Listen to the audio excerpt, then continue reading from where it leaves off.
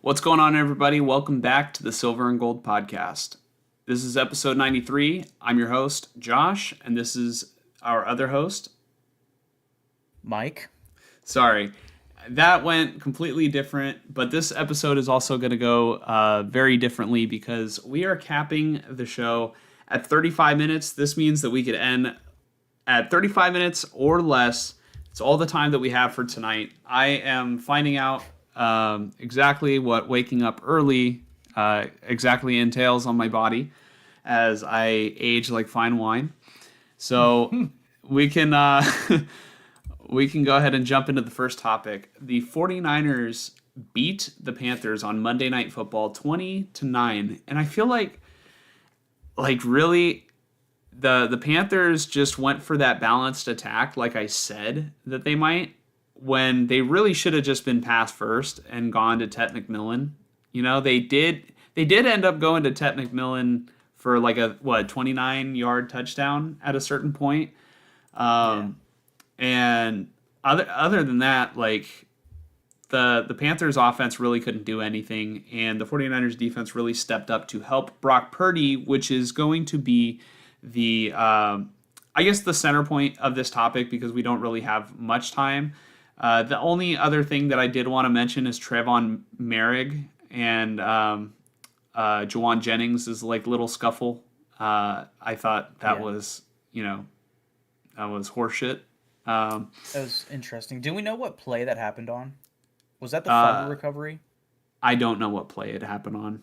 I actually had to miss most of the first half because of I was at work and I was working overtime. Papa J is in the chat. He says, "What's up, Josh and Mike?" Papa J, how are you doing? This is a quick episode, so come here for a good time, not a long time tonight. Um, I just remember looking at my watch as I'm driving, and then I see Tyler text the group chat, and he's like, "Mac Jones time," and I'm like, "What happened? I can't watch the game, or I'm not watching the game." And he's like, "He just threw his second interception," and then like literally a minute later, I get a phone call from my friend Logan, and he goes, "Dude, are you watching this shit?" And I'm like, "No, what happened?" He goes, "Purdy just threw his third interception," and I'm like, this is like I'm obviously exaggerating, but this is like that meme where the Secret Service agent is leaning into George W. Bush, and it's like, "Sir, Purdy just threw the third interception." Yeah. you know? Well, yeah, and it was crazy because it was all in the first half, I think. Yeah. And then before halftime, I started watching the game. I got to Pia's house, and as soon as I start watching the game, Purdy's like floating the ball and almost throws pick number 4 like 2 or 3 times in a row. So, Yeah. Something I noticed, I was watching with my stepdad who's a Niners fan, and he was pointing out just how often Purdy likes to push the ball downfield rather than, and you would think that he's dumping off to McCaffrey every play with how many touches McCaffrey got in this game in the first drive in the first half. Like McCaffrey was all over this offensive uh Kyle Shanahan's playbook, right? But so often in this game, Purdy is forcing the ball downfield rather than getting a free dump off to McCaffrey. And again, you would think with McCaffrey getting probably 30 touches in this game, I don't know for a fact, but it felt like it. You would have thought that he got a bunch of dump offs, but there were so many more opportunities for him to get. And a lot of those came when Purdy's throwing an interception.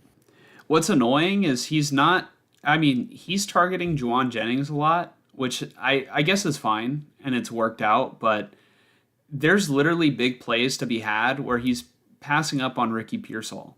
And I don't just say that just because he's on my fantasy team, but like the week prior, I guess it doesn't matter because he's on my bench, right? But the week prior, there were a couple plays where Purdy could have had Pearsall for big connections and even a touchdown, and he's just not. They're not in sync right now, and so really the main thing that I do want to talk about is, or the question is, is Brock Purdy still the best quarterback on the 49ers? Because he has, as of recently, like if we take the sample size from the past year, he's turned the ball over a lot. Yes, the 49ers won against the Panthers, but I mean, I feel like Mac Jones could have won that game. Maybe even Adrian Martinez could have won that game. Yeah, I think there's definitely a conversation to be had. I mean, watching that first half, I couldn't help but sit there and think, yikes, this is not helpful for Purdy's cause. In comparison to the way that Mac Jones was able to win games for them. Yeah. Um, I'd say the big difference between the two, maybe I'd have to go back and look at every single Niners game. You'd probably know better than me, but like it felt like Mac Jones was able to keep them, you know, either in games or afloat, like on top of the scoreboard in games. Yeah. Whereas Purdy in this game was keeping them from Close. winning the game. Yeah, Yeah. like it's just something that you said at the beginning of the pod was that the Panthers ended up going in a balanced offensive attack. I kind of disagree because Rico Dowdle gets 6 carries for 38 yards. He got a bunch of catches too. He got 4 targets, 4 catches, 36 yards. So he ends out with like 75 yards or so total. But 6 carries for 38, that's 6.3 yards per carry. Why didn't they run the ball more? You know, they get that red zone play where Bryce Young throws the ball on like the 2 yard line and Jair Brown picks it off. It was played beautifully by Jair Brown. He practically, set that up for himself. It felt when I watched it live. But why are we not handing it off to Rico Dowdle? At that point, it's probably a much closer game. Um, but Nice for Hex every Chuba time, Hubbard manager. No, I'm just playing. I don't have Chuba, but just it's odd that the Panthers didn't run the ball more, considering they were successful. Um, and also Bryce Young in this game, similar to Purdy, was giving up the football, and I think that's why, even though it should have been Niners by a landslide, because Purdy threw 3 picks, the Panthers were still unable to get back in it because of Bryce Young. And I think if they did go in a more run-heavy offensive mindset, they might have. They because of Purdy, the Panthers could have won this game. Point being. Yeah. Also, I do want to mention you called me out, Mike. Like, I did mention that I didn't get to watch much of the first half, so I was speaking completely out of my ass right there. Like when I said a more balanced attack, that's how I imagined, that it went. But I mean, Well, good let's correction right there. let's see, because I feel like Bryce Young had 29 pass attempts, 18 passes completed, 169 yards, 1 touchdown, 2 interceptions. Like that's not world beating. That's not like he was throwing all game. I guess the weird thing to me is like the Panthers must have gotten a lot of third down stops. Or I should say the Niners defense must have gotten a lot of third down stops because it just feels like the Panthers didn't have that many plays from the get go, but you know, Yeah, they got it killed on the they time should of have possession. there you go. And you know what, that first drive, you didn't get to see it, but it was just McCaffrey, McCaffrey, McCaffrey, one throw to Pearsall, McCaffrey, overthrow to Brian Robinson, McCaffrey, McCaffrey, McCaffrey, all the way down the field for like probably 7+ minutes. It was an insane drive to kind of set the tempo for the game. And then after that drive was pick city for Purdy.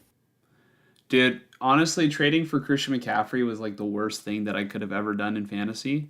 Because one, I've lost 5 out of my last 7. Uh, but what I'll say is I can't enjoy a Niner game without the group chat blowing up about how unfair it is that I'm 7-5 and Yeah. potentially not gonna make the playoffs. Um, Papa J says I'm not worried about Brock. He's played 4 games since January. It's good for him to kick that rust off facing weak teams before entering the playoffs. 49er Media says, Sup, Josh and Mike. Brock has won 3 games and lost 1 this season. His winning percentage is .750, while Mac Jones is .667. Yeah, but all right, Matt Stafford just barely got to 500 and he won a Super Bowl. Like winning percentage for quarterbacks, like I don't know. It's not all about the wins. It's about like what you do in those wins to propel your team forward, and that's how you. It's all about what the quarterback is able to do. Like Jimmy Garoppolo, we can all agree he's ass, and he has a great winning percentage. Hmm. Yeah, I'll say on the optimistic side, I mean, you of all people having Lamar on your fantasy team knows that Lamar is in sort of a funk right now. Like Yeah, sometimes quarterbacks do get in funks, and like it was sort of mentioned, Purdy is coming off the injury, so yeah. if he can get warmed up leading towards the playoffs, maybe things can end out okay. But we've seen Purdy in the past. I mean, against the Ravens, he threw like what 4 picks in a game, and he ended up fine. I think the rest of that season, like it's just a matter of cold streak, hot streak. He needs to get in a rhythm. hmm Here's what I'll say about me worrying about Brock, and I'll I guess transition it into the next topic because we're pressed for time. Um, my thing with Brock is he has thrown many interceptions over the past year. Like, I don't have time right now to pull up his stats from last year, but I do remember this being a common theme where he was turning the ball over a lot late in games. So, my concern with him is not that Brock Purdy isn't good or that he was never good. I'm not saying that he didn't play well, for the past couple of years. But my concern is that defenses have figured out his tendencies and he's just going to turn the ball over more because, a lot of his bread and butter was, rolling out to the left and, throwing the ball over the middle. And Purdy doesn't have the strongest arm to be able to, fit tight window throws all the time over the middle. It's all about, I mean, his game is about throwing with anticipation, having good timing, good rhythm with the receivers. Also, Shanahan scheming up open receivers and Brock being very accurate with the football. He can be accurate, but if the defense is able to, have extra time on a ball that isn't going to be, really you know, zipped into traffic, and if it's just going to float there, he's going to turn the ball over a little bit more. Yeah, he had a couple throws that turned into interceptions, notably to J.C. Horn, um, Yeah, that were just off target. You know, there yeah. was one that was behind the receiver. Um, yeah. Yeah.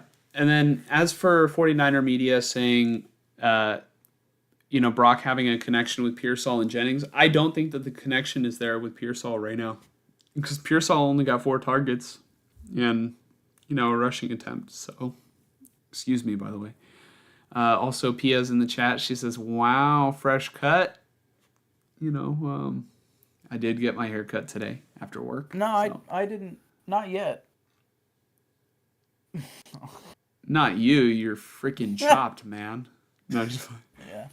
uh, Uh, but I'll let, say let's with just Pearsall, they're definitely ramping him up too. It feels like, as far as yeah. touches and stuff. I'd say for the 49ers versus Browns, I think this is an interesting one because Kyle Shanahan struggles a lot against Jim Schwartz, and the Browns have a really good defense, and the Niners are going to be on the road. If Purdy, I mean, this is a losable game for the 49ers, I will say, because, I mean, if Purdy's going to be turning the ball over against this defense, the 49ers could lose any game that Purdy turns it over 3 times. They just didn't lose against the Panthers. That being said, I don't know if the Browns have the offensive firepower to beat the 49ers, but if they're going to be turning the ball over and they're going to have to stop a guy like Quinshaw Judkins running up the middle against the Niners run defense who's very, very banged up, this game could turn very close very quickly. So with that being said, as of right now, I'm going to pick the 49ers to win just because I have faith that Brock is going to play better. But if he turns it over like there's no tomorrow, they're probably going to lose. Yeah, I think this Browns defense has the ability to shock people, and then if they do, all the talk is going to be Shitter Sanders. Like Yeah, if the Niners lose this game, we will not hear the end of Shitter talk for the rest of the season and the off season for the and so rest of on and his so forth. career. Yeah, like if he gets 2 straight wins to start his career, like that's probably the greatest start to a Browns career in history. Yeah. So, and it'll all be Myles Garrett, who is on a record-setting pace. And the Raiders helped him greatly this past week. So, I mean, that's a good segue. But I got the Niners as well, but I think it absolutely could be the Browns. Yeah, let's I can talk see it. about how the Browns did in the previous week. So, um, the Browns beat the Raiders, right, Mike? Yeah, the Browns beat the Raiders handedly, if that's the right term. Yeah. Um, just like you, with the first half of the Niner game, I will just come right out of the the gate and say that I didn't watch this game. Um, I was driving to my mom's, who lives out in the Sacramento area, so I was taking a 2 hour drive about through almost halftime of the Raider game, and they were already down, I think, 14-3 at that point. And I wasn't listening to the radio or anything. Actually, my phone died while I was driving, um, so it was just a silent car ride. And I was kind of half just thinking, I hope we're getting killed right now. And then I got there and I see red zone is going on, and sure enough, we're down 14-3, and I'm like, thank you, thank you.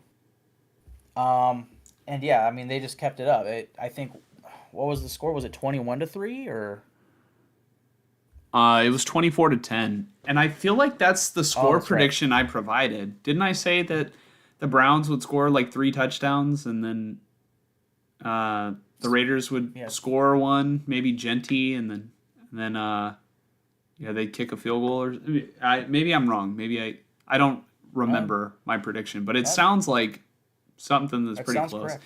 I like Yeah. rewatch it and I'm like, yeah, bro, 55-56, gonna be a close game. The Raiders are gonna pull it out. Yeah. Uh no, I mean this is kind of what I was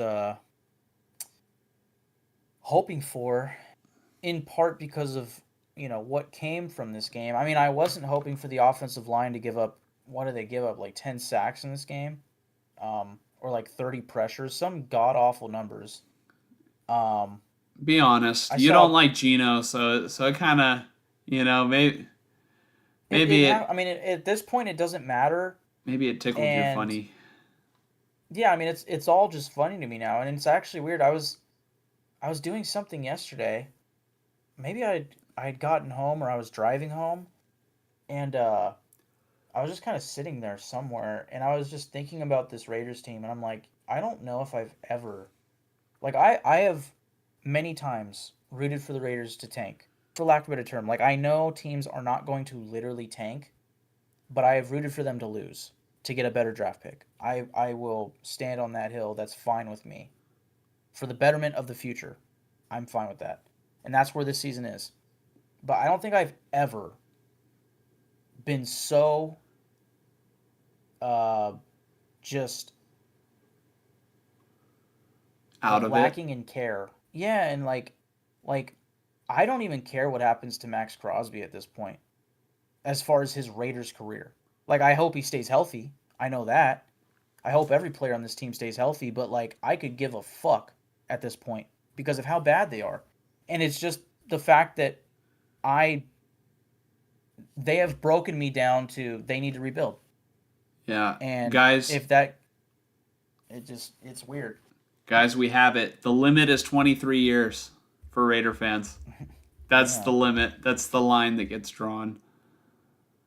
But you Uh know, let's go ahead and talk about what this game resulted in. We can keep the conversation going. Uh, the game was so bad that Chip Kelly got fired, and it makes me question whether or not the Raiders chose to fire him at the right time, because I almost felt like they should have just kept him because he was doing so badly in order to tank and get that first pick. Yeah, I think it's a mixture of two things. One, no team is going to truly tank unless an owner just steps in and is like, "We need the first pick," but I've never heard of that. And there's so many jobs on the line that nobody will ever want to do that. That reminds me of like Brian Flores with the Dolphins and the reporting that the owner told him to tank, blah blah blah, and he was like, "Fuck that," and then it ended up being a lawsuit and shit. Um, That's the other very true, aspect, 49er media. We do know the about other, Chip Kelly. We always knew. yeah, yeah. The other aspect to this is Pete Carroll needs to do what he can to save face, I think. And I mean, I remember John Gruden. It felt like every year there was a scapegoat somewhere, whether it was a defensive coordinator, uh, or a you know an offensive position coach or whatever, or the GM. You know, there was always a scapegoat. And now with Pete Carroll, we've had the special teams coordinator get fired. Now it's Chip Kelly, who Chip Kelly definitely had the biggest say of anybody getting fired so far this year.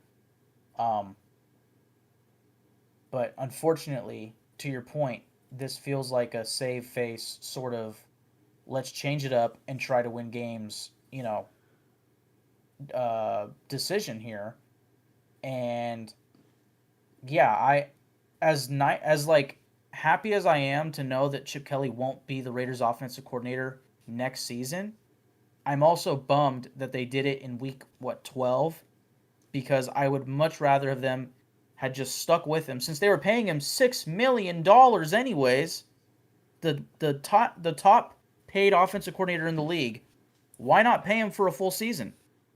Not that it matters to me. It's just I'd rather lose. And if if our quarterback's coach, I'm forgetting his name, unfortunately, the interim offensive coordinator comes in and wow, I'm forgetting his name. Damn.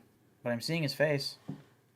Real quick, Damage Incorporated, are the Browns going to beat the Niners on Sunday? I would like to know in the comments. Welcome to the channel. We talk about the Niners and the Raiders here.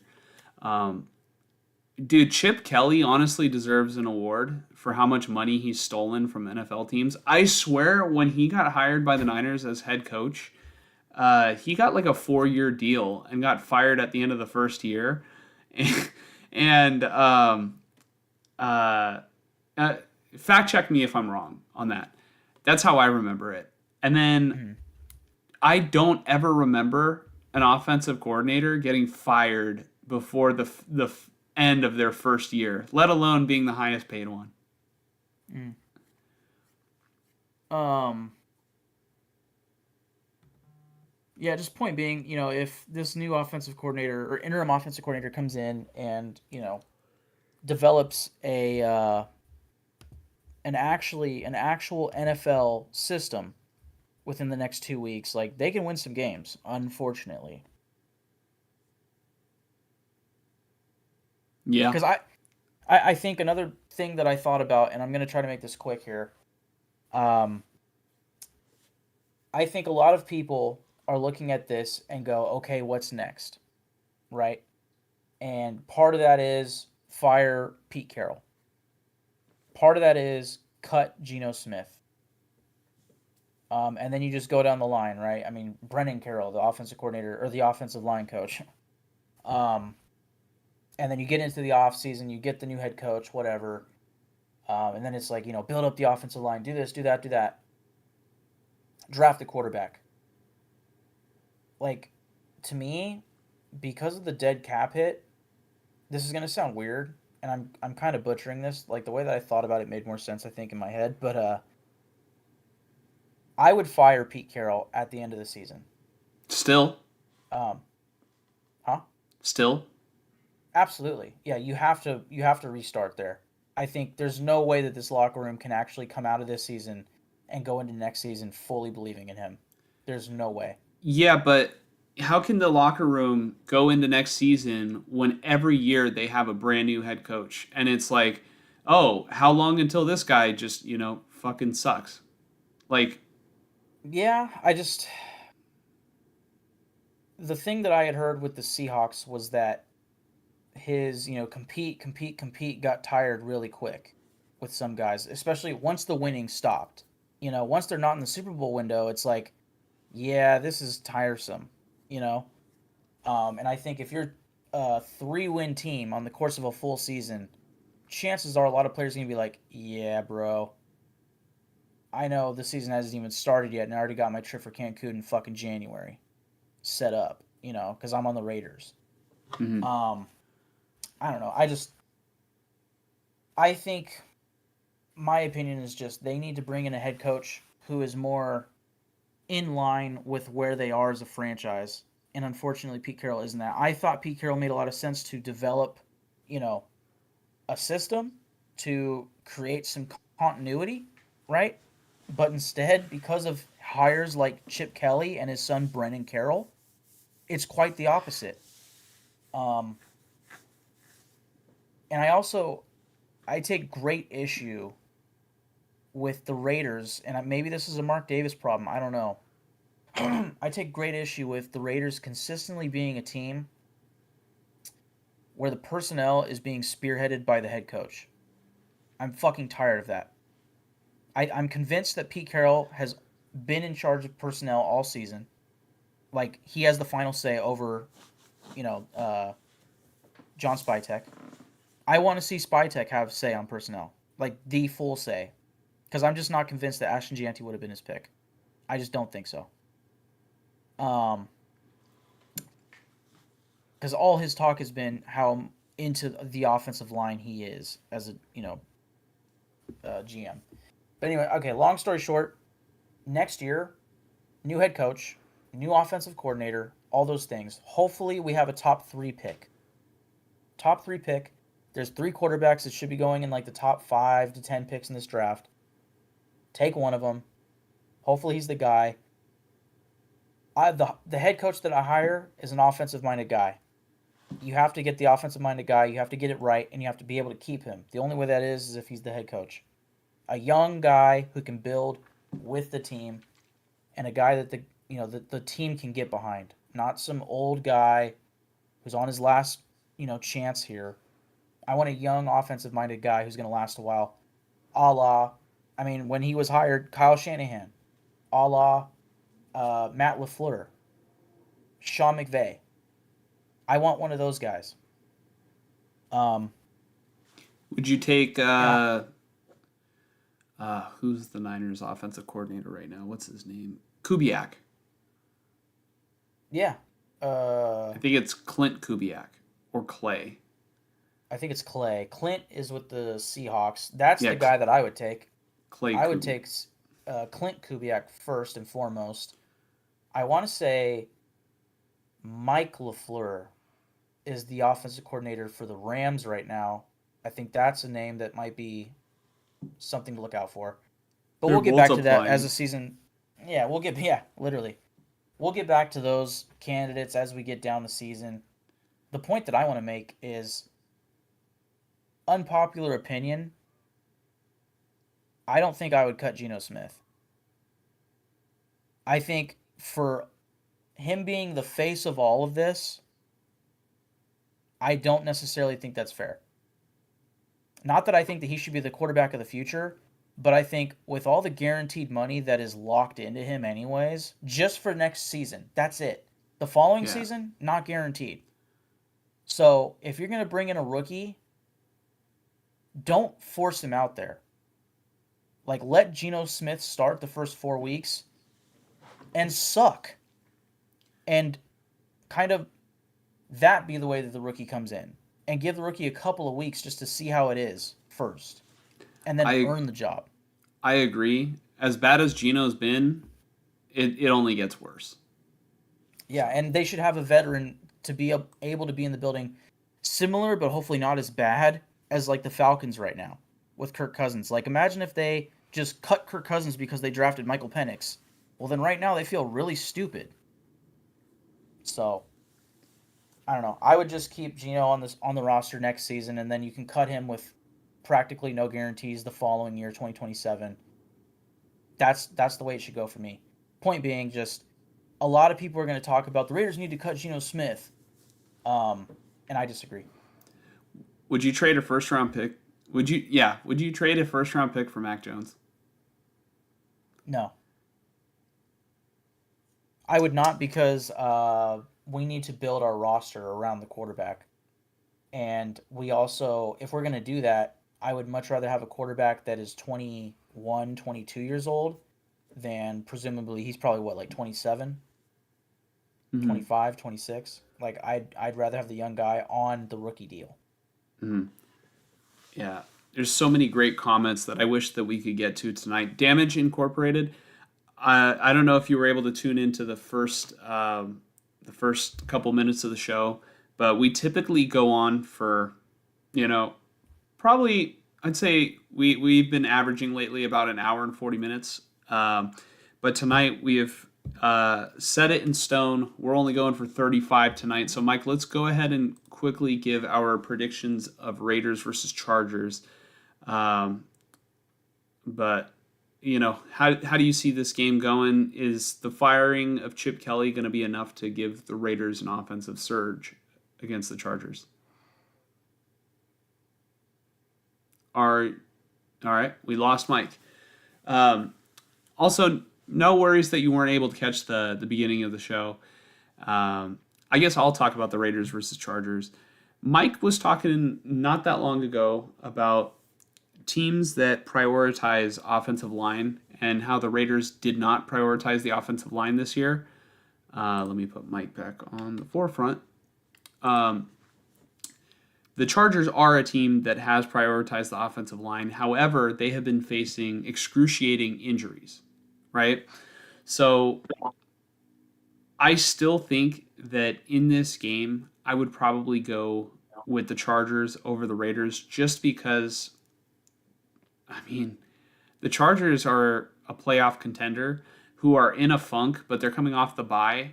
They're going to be having Omarion Hampton come back to help the rushing attack, which I do like Kamani Vidal as well. I unironically say that, but Vidal, he's very quick and he runs very hard. Mike, you're back in, right? Papa J says Mike froze like the Raiders will against the Chargers. Mike, I don't know if you can hear me, but uh, don't Can worry. you hear me? Yeah, I can hear you. Okay, I don't know why it's not showing me, but yeah, I'm in here. Okay. Well, I mean, we've only got a minute left anyway. Give me your pick, Raiders, Chargers. It's easily the Chargers. And Yep. yes, my I froze just like the Raiders will. Yeah. Give me the Chargers. They have the quarterback. They got the coach. They've got maybe not the offensive line advantage, but they definitely have the scheme advantage because I would take Greg Roman's scheme over the unknown. And I mean, I think Justin Herbert is one of the best quarterbacks in the NFL. That being said, it's a divisional game, so anything can happen. But I just I think the Raiders are on a beeline track at one of the top overall picks in the draft. So they're not going to win many games. So Hopefully. yep, we both got the Chargers in this one, which means well we've been really good about our Raider predictions this year because it's been easy to just pick the other team every week. So, Yeah. uh, I yeah, I need to start I need to start wearing a brown paper bag to these podcasts. yeah,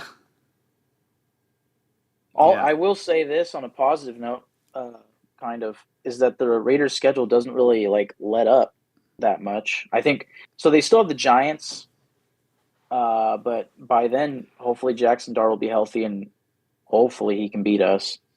But other than the Giants game, I want to say all the other games are pretty tough. Like this past Browns game was one of those two matchups that was like, will they or won't they win? And they didn't win this one. So hopefully they just keep it up or I guess keep it down. Keep losing. Just lose, baby. Mm-hmm. Papa J says, "How about Trey Lance to the Raiders?" I don't know about that one. I don't think that's the solution that the Raiders need, but that might be the solution. Well, I don't know. The Raiders would ruin Trey Lance too. Kyle already ruined Trey Lance, but Fun fact. QB3. Fun fact: Trey Lance promised to play Fortnite with me, and he still owes me that promise. So, yeah, it's a fun. Yeah, little I also promised that you would punch me at some point. We still need to do that.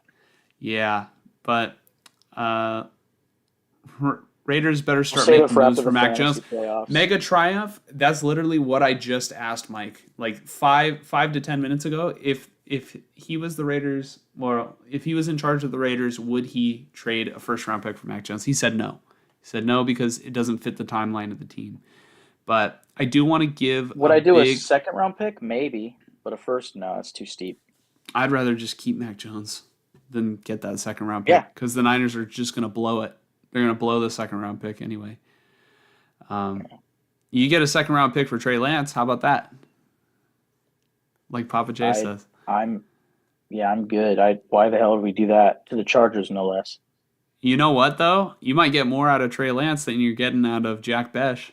So. Yeah, I mean, again, that's malpractice with fucking Chip Kelly and Pete Carroll. That's why I want them gone. And 1 out of 2, baby. Yeah. I want to give a big thank you to Papa J, Damage Incorporated 113, Mega Triumph 1, and 49er Media, and obviously Pia for tuning into this podcast. I know it was a short one tonight, but this was the only day this week that we could fit it in. And pause. This was the only day this week where we could do the podcast and that I was going to be home to be able to do it. The holidays are just around the corner. I hope everybody has a great and happy Thanksgiving. Please like the stream, subscribe to the channel, and, you can comment on any of our videos. We'll be happy to respond as we see them. But, thank you guys. Mike, do you have any last words from your Raider shield? I can't believe I'm saying this, but go Chargers. Mike's saying go Chargers. I know Mike is sick saying that he hates the Chargers. But Damage Incorporated, it's we go live every week. So I don't know if we're going to go live next week because Mike and I are actually going on a vacation together. But we are pretty much going live every single other week. So, yeah. Anthony said, stay strong, Mike. Anthony, welcome back. All right, thank you, guys. Oh, Damage Inc. just subbed. Thank you. I appreciate it. Hopefully we'll see you on the live stream. If not next week, the week after. But until then, everybody have a happy Thanksgiving and get some good deals for Black Friday, even though there's not any anymore. And we'll see you guys in the next one. Peace.